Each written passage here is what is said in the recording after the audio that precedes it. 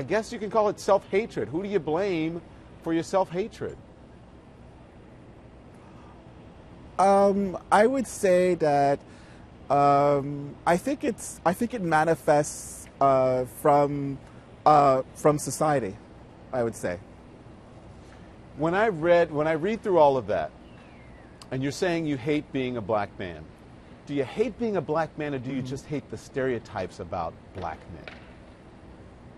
I hate the stereotypes about black men. There's in pop culture, the stereotypical image of a black male is to be aggressive, is to be arrogant, is to not to be a nice person. And I just feel like as though there are a lot of black males out there, such as myself, who don't conform to those sexist and racist stereotypes.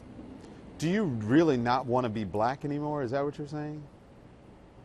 No, if you could change it, if you could change it, would you change it to some other race? Would you be white? I mean, what are you saying here?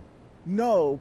What I'm saying is that you have to remember that I'm a Canadian. I'm not an American, and you have to remember that in Canada there are less than 1 million blacks in Canada. Canada is a very Eurocentric country. I mean, the image of Canada people have is of hockey, Molson beer, cold winters.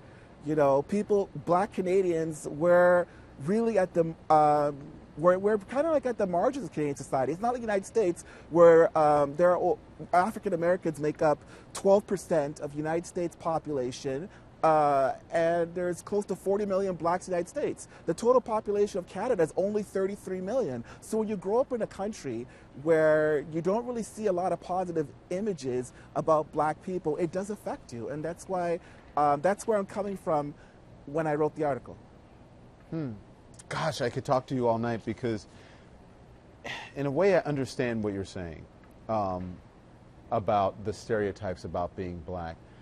But shouldn't that push you to learn more about yourself and to love yourself more? I understand the stereotypes, and even coming from other black people, they expect you to be a certain way, right? And when you don't fit into that category, then all of a sudden you're not black, which is a bunch of bull. But go on, and I'll follow up.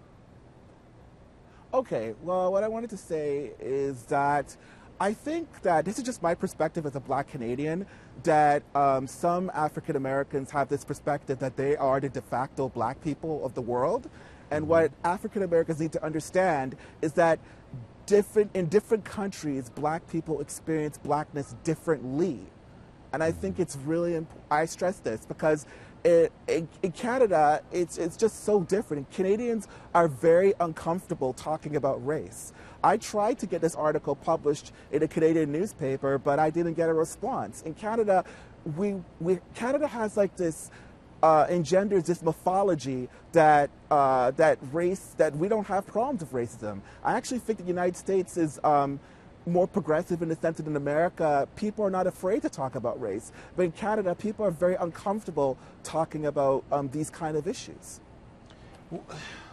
Okay. Why didn't you write an article saying, I love being a black man, but I hate the stereotypes about being a black man? Why did you say... I'm definitely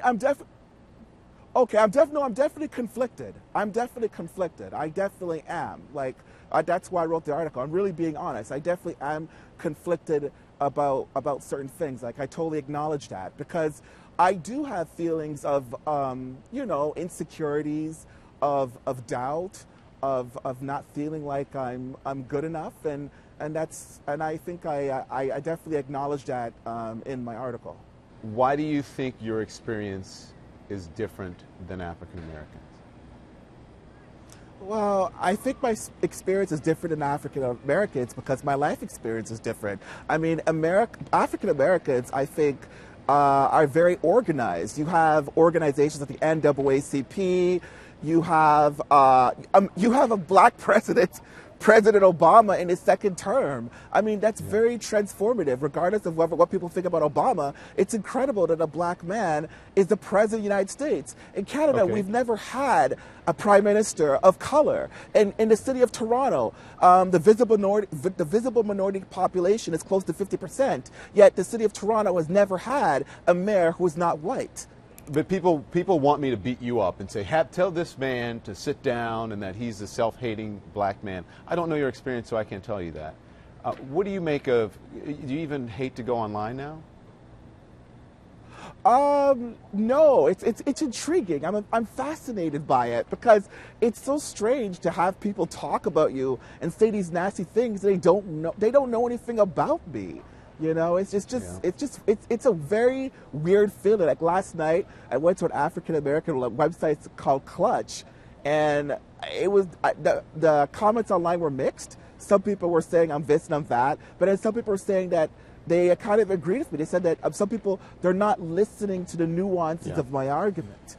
They're just basing that nuance is very important, and I understand exactly. And a lot of times people see the headline. If they see a headline that says, I hate being black, that's what they're going to take away from it, because people read blurbs, headlines, sound bites, right? And they don't get into the nuance of what you're saying. I've been a victim of that too, so I understand it. So let me give you some advice here. Don't let anyone define who you are, what is authentic, what is black for you, whatever. You are who you are, right? Don't let black people decide for you. Don't let white people decide for you. Don't let the news, don't let the headlines, don't let the negativity. I love being black. People accuse me of not being black enough or whatever that means. It's ridiculous. Be who you are, love who you are, but you should actually learn to love being black. You should I tell kids and younger people all the time, take the negativity, take the challenges in your life and turn them around to be your silent motivator. So find your blackness and what people are saying about you, criticizing you, and make that a motivator to be a better person.